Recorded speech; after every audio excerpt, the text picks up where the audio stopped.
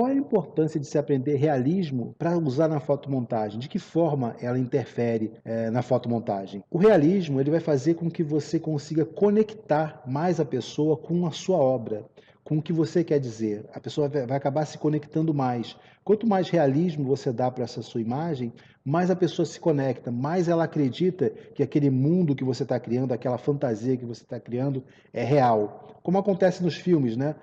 Você vê o super-homem, você vê o filme de um super-homem ou de um super-herói, o filme é construído de uma forma que você acaba aceitando que é possível um cara estar voando, né?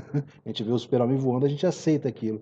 Então, da mesma forma, por quê? Porque ele é criado com um determinado realismo. Então, você vai entender como é que você faz isso na fotomontagem, como é que você dá esse realismo, como é que você traz a pessoa para a história que você está contando e faz com que ela aceite que aquela história que você está contando é real e ela consiga entrar nisso e se conectar com o que você está querendo dizer. Qual é o jeito errado de tentar dar realismo na sua fotomontagem? É você tentar imitar o mundo como ele é, o mundo real. O mundo real, ele não é tão atraente, ele não é tão charmoso quanto uma arte, quanto um filme, quanto uma história em quadrinho, né?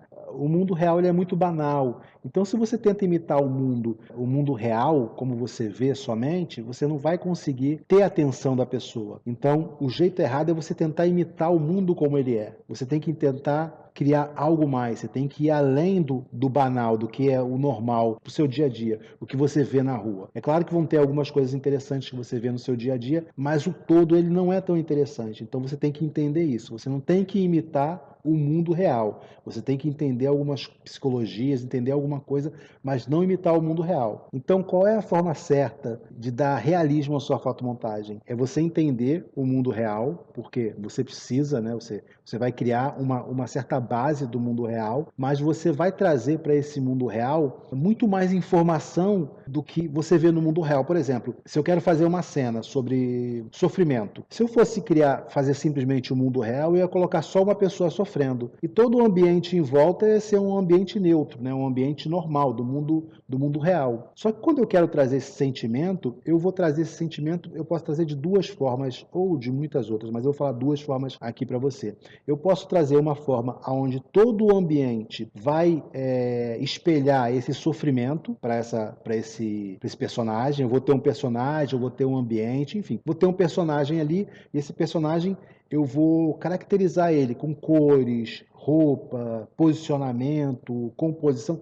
Tudo isso vai tá espelhando o sofrimento. E tudo que está à volta desse personagem vai estar espelhando a mesma coisa, sofrimento, para amplificar o sofrimento. Por isso que eu falei que o jeito errado é você imitar o mundo real. No mundo real, por exemplo, uma pessoa pode estar num banco de uma praça sofrendo e o mundo todo ali em volta está acontecendo. E quem vê a cena às vezes nem repara, né? Você passa por ali, você não repara. Agora, se você tiver com atenção, você vai até reparar que a pessoa está, de repente, com a cabeça baixa, né? Está com uma expressão de quem está sofrendo. O mundo real em si, quando você só registra o mundo real, ele não é tão assim, você não consegue amplificar, você não consegue conectar todas as pessoas. Por isso que você precisa entender o mundo real, o que eu vou colocar aqui que vai dar realidade e o que eu posso colocar que vai amplificar isso. Ou seja, essa forma que eu estou falando, você pode simplesmente pegar e colocar tanto o personagem em estado de sofrimento e criar um ambiente em volta com estado de sofrimento, cores para trazer isso, tipo de composições, um prédio. Então você tem um prédio que de repente é bem colorido, que ele pode suscitar na pessoa, né? Ele pode dar para a pessoa uma sensação de alegria. Você pode colocar um prédio mais antigo, com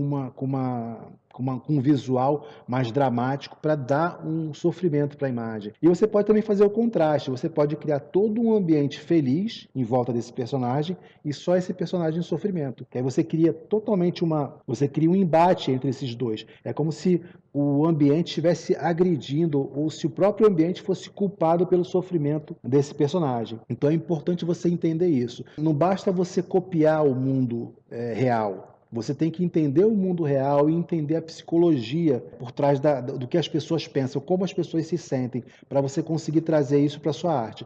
Quando você consegue fazer com que a experiência da pessoa se conecte com a experiência que o personagem está vivendo, você consegue fazer a pessoa entrar dentro do quadro, entrar dentro da sua fotomontagem, sentir o que o personagem está sentindo, né? No caso, o que você quer que a pessoa sinta, né? Porque quando você vai criar uma fotomontagem, uma das primeiras perguntas que você tem que fazer é que tipo de sensação, que tipo de experiência eu quero que a pessoa tenha com a minha fotomontagem. Qual o tipo de sensação que eu quero que ela tenha depois que ela veja a minha fotomontagem, né? Que tipo de reflexão eu quero que ela tenha com as minhas fotomontagens. Você vai conseguir criar fotomontagens que vão prender muito mais a atenção das pessoas, vai fazer as pessoas terem muito mais reflexão em relação à sua obra, elas vão perder mais tempo ali observando, tentando entender mais ou menos o que você está querendo dizer, porque quando você consegue dar esse realismo, e o realismo dentro da psicologia, você acaba prendendo essa pessoa durante mais tempo. E isso é importante para todo artista, né? Quanto mais tempo as pessoas se conectam com a sua arte, mais elas querem ver, mais elas querem entender sobre a sua arte.